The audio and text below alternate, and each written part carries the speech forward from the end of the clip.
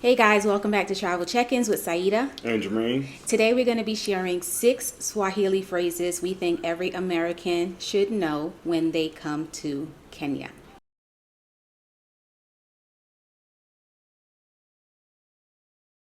These are some of the phrases that Germaine and I have had to use over time. We wish somebody would have told us some of these phrases prior to us having some of these experiences.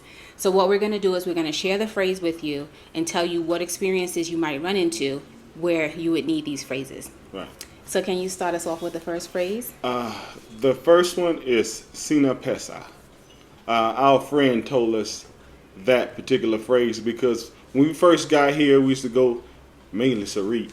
We used to go to the mall and like people would just come up to us and just steady ask for money, just constantly every time we went. But I realized they recognize I'm a foreigner and that kind of thing. But a friend of ours, she told us just say Sina Pesa, and she told us what it meant, and it made a difference. It actually shocked some people when you say that. It's like somebody actually laughed when I said it. You're like, okay. So that's one of the words you definitely need to know. And Sina Pesa in Swahili means no money. You can also just say Sina, and it just means no. Yeah. And so some of the situations, like Germaine said, that you'll run into is when you first get to Nairobi and you're a tourist, you're going to move like a tourist. You might not know you're moving like a tourist, but the people who live here, they realize you look like you're out of place. Like when you pull up to the Sarit Center, you look like you don't know where the entrance is because you might not know where the entrance is. I thought it was my complexion, but you're right. It's how you move. Because I realized they don't even come up to me at the Sarit anymore. Because I know when I'm going, I'm getting out, I'm going directly. Nobody even comes up to me. No, but we realize now it's like you're looking lost. You're waiting for the person who's with you to tell you, okay, where is the door? Where are we going in? And so even the way you hop out of the Uber, all of it is signs that you are a tourist.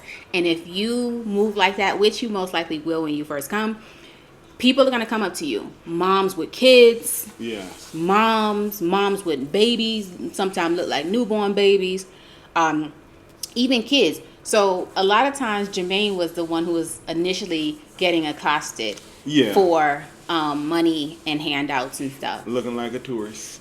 Well, and I don't want anybody to just put this on Kenya, because if you go to Times Square or any of those places and you look like a tourist, somebody's going to come up to you. It just looks a little different. Yes. May not have kids or anything come up to you, but it's the same thing. Like when you're in Times Square, people will come up to you and try to sell you on these pictures with the characters types of things because they can tell you looking all over the place like a tourist.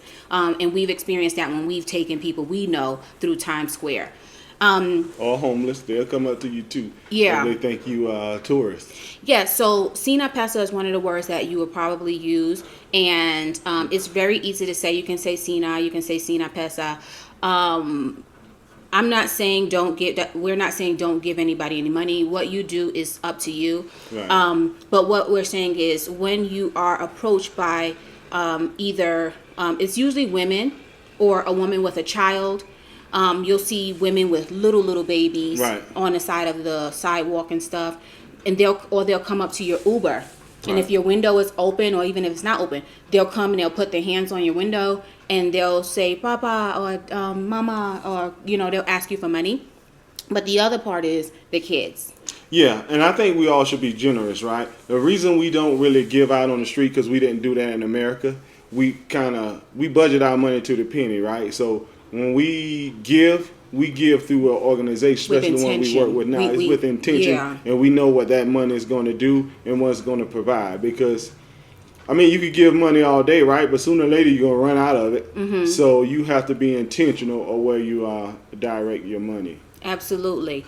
And one thing I just want to say for the ladies, especially when you start walking around Nairobi, young street kids may come up to you and like grab you on your arm, and they may say mama, pesa and pesa, and they want you to give money, and it can be a little shocking to be in that situation. But again, you can say Sina, you can say Sina pesa, but the biggest thing is you got to keep it moving. If you don't plan on giving any money, you got to move with a purpose, and that may mean crossing the street sometimes, or just continuing to walk until they kind of just give up. And remember what position they may be in, but you just have to move with purpose. Absolutely. Yeah. So the number 1 on our list is Sina Pesa. Number 2 on our list is a Swahili word you definitely want to know, and it's Asante or Asante Sana. So it's Asante Sana. Right. And that just means thank you very much. That's one of the words you'll probably use a lot. I use it every day. Yes. Somebody's opening your Uber door for you. Somebody dropped you off in your Uber. You're shopping and you're checking out or whatever. Right. As Americans, we just typically, or at least us, we say thank you a lot. Right. And using that word here seems to go a long way, in my opinion. Mm-hmm. Just thanking people Right. for the things they do. Right. Yeah, so that's just kind of we use that every time we get dropped off in the Uber. Yeah, that's every day, almost. Yeah, Uber or somebody gives me my food, Yes. and they do a good job or whatever. Say thank you, whatever. Yeah. And then the next word you're gonna want to know is karibu, Right. and it's for, if you want me to just pronounce it like how an American would read it, is caribou, but it's pronounced karibu. And you can say karibu, which is welcome, or karibu sana, which I think is like welcome very much, or you're very welcome. And that's another word we use, because if someone says to you, asante sana or asante, you can respond karibu or karibu sana. Right. And sometimes I say caribou, sometimes I say caribou. I don't know. It all depends. Listen, sometimes you're going to pronounce words wrong, right? And I always say, if you can correct me, you understood me. Mm-hmm. So you want to try to say the words right, but don't be down on yourself if you don't. Yeah. Right? You just try to learn the language and keep it moving. And over time, depending on how long you stay here, you will begin to learn the inflections. Mm-hmm. Because I recall knowing some words. Me and Germaine were studying Swahili before we came here. Right. And I knew some words, and I tried to use the word maji in the restaurant because I was telling the hostess that I wanted water. But he didn't understand me, or I don't know. And then so the lady next to me, who was Kenyan, she said maji with something else attached to it. Mm-hmm. But I realized I have an accent when I speak in Swahili. Right. So I had to begin to listen closely to how Kenyans pronounce the words in order to pronounce them in a way that would be more recognizable to Kenyans. That's going to take me about 20 years. Yeah. I mean, so you can say caribou. Yeah. But if you say caribou, it's a dead giveaway. Yeah, just be respectful, right? Try to learn the language if you're going to be here, right? Especially if you're going to like live here, relocate here. Right. Yeah. But yeah, so it's that little, it's almost like when you speak Spanish. When they have the little rrr, yeah, you got rrr in there. They got there. some here too a little bit. That's the little thing that you would learn here. So you want to tell them about number 4, the word number 4? Number 4 is mambo or jumbo. They confuse me. I don't know when to use which, so I just use them like they're interchangeable. So right. It just basically means like hello. So mambo and jumbo is like what we would consider a simple tourist greeting. Yes. It's like the easy one to just know. It is. So we don't really use mambo and jumbo. I think we used mambo and jumbo more when we was here on mission trips, when we used to come here for a week or two and stay at 2 weeks. Right. We use mambo and jumbo more there because when you go to establishments, when you're a tourist and you're here for tourist purposes, whether it's safaris and stuff like that, mm-hmm. they're going to say mambo and jumbo to you because it's just easy. Right, because I don't hear them saying it to each other, really. I don't hear mambos and jumbos here in Nairobi much. But when we are in tourist destinations, I hear more mambo and jumbos. Right. So that leads us into number 5. Mm-hmm. And number 5, this is the greeting that is more of an advanced tourist greeting, or a greeting you would use if you're just living here.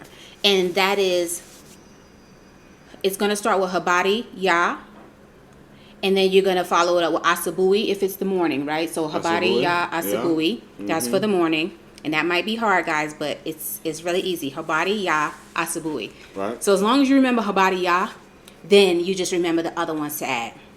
So what did we say for good afternoon? Habari ya mchana. Habari ya mchana. Yeah. Absolutely. So Then there's also one for the evening, which is habari ya Right. jioni. So all these are body job, right? Everything is habari ya. Yes. Habari ya jioni. Yeah, Gione, and the next one is usiku. Habari ya I love that usiku. word. Usiku. I like all of them. Like asubui. I'm like, that Man. sounds like. I know I'll be saying them China wrong. Oh, So I'll be like, no, hey, whatever. your M China is good. I don't think it's China. I think it's That's Mchana. I think yeah. it's like Mchana. Yeah. But, Yeah, it's just Mchana. But I got an China in me sometimes. Oh no, don't do an M China because then you're gonna man. give it away. But just the way consonants are here, put together here, is consonants. You put them together here, it's just different. Than Right, America, an M next to a C. That don't really. We don't do that. Unless you're talking about Mac, like McDonald's. Yeah, McDonald's. All of these advanced greetings, I love them. I use them every day. And let me tell you why they're important. So here in Kenya, a lot of times when you go to the mall, you're going through security. And the ladies and the guys at security, a lot of times they got their stone faces. That's just their MO here. I don't know if that's what is like, okay, say, put your stone face on when you work in security. I don't know. But as soon as I say, habari ya mchana or habari ya asubuhi, it's like a smile comes across their face for some reason. I see you trying. Yeah. even when we get in the Uber, I always try to say hello using those phrases. Habari ya mchana, habari ya asubuhi, habari ya. I don't use jioni and usiku because we usually not out in the evenings or the night. Oh, yeah. But even when we got in the Uber yesterday, we slid in, and I'm intentional about it. I said habari ya mchana. And then he's like, hey. And I'm going to tell you guys, sometimes I use these phrases. Like I used it at the mall yesterday. No, Village Market yesterday. I said, habari ya mchana. And she said, she said, nzuri, habari yako. And I realized she was asking me, how am I doing? Right, yeah. And I just realized I was finished saying my greeting. And then so after that, I said, okay, I'm done. I did my effort. Right. But then I said, oh, man, she asked me how I was doing. Like did me in the Uber, too. Yeah, well, you didn't know. I don't know what you said. I'm American, man. Give me English again. So when I hear Yako, and please, y'all guys, correct me if I'm wrong, but I think that's what she was saying. I think she said habari Yako, and I think she was asking me how am I doing. So yeah, and so I have to do better in that. And the response would have been nzuri, like that. I would have said good or pole, right? I could have said pole. No, that's slow, right? Poa. I could have said poa. Cool. I could have said I'm cool. Yeah, but it's definitely fun to use these words in our everyday experiences. I feel like I was a little nervous to do it at first, but the more I'm doing it, the more it's getting normal. Yeah, just keep it simple. All these are going to help you out, make your day go a little faster. Sometimes they say mambo and jumbo. Yeah. They kind of going to know you're a tourist most likely, but still they'll know what you're trying. Yeah, absolutely. Number 6 word on our list is going to be, what do you want to say it? Ngape. Ngape. Right, and that's a word that I used yesterday. So in what context do we use that word? Well, I think it's in the right context, but they understood what you said, right? Yeah. So it was like, she was asking, how much is it? How much is it? And the lady like, ha, because of the accent. And then she said, Ngape. And then I said, what does it cost? Yeah, you said, what does it cost? I said, what is the price? She was like, and she still didn't understand. So Ngape, then she started kind of laughing and then she smiling. started, because at first she was like, huh? What? And she was Indian. Right. and then I said, Ngape. And Ngapi. And she said, she started like smiling. It was funny. I said, yes, I said the right word. Right. Because you want to know how much something costs. That's one of the main things here, right? Because sometimes it's not clearly defined how much something costs. Yes. So you want to ask how much it costs. Mm-hmm. You want to know how to say hello, right?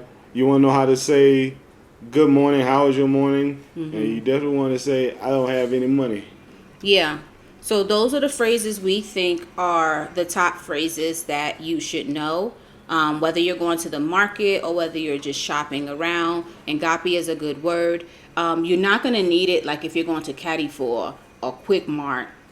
You don't need it there. How do you normally say goodbye when you're here?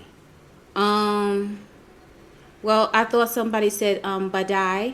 That's later. I say tuonane badai. Tuonane badai. I might be saying it wrong, but you know what I mean. And because I think it's a tuto on there too. Yeah, no, when I say that, they always say I'm saying it wrong, so I won't even say it. So yeah, we're not sure. Tell us how you guys say goodbye. Yeah. For our Kenyan Please. subscribers and viewers, tell us down in the comments how to say, what's the best way for us to say goodbye. And one thing I just want to add is, we are going back to the States for the holidays. Right. I feel like we are going to lose some of the little bit of Swahili we know. I'm not, because I'm back on Duolingo.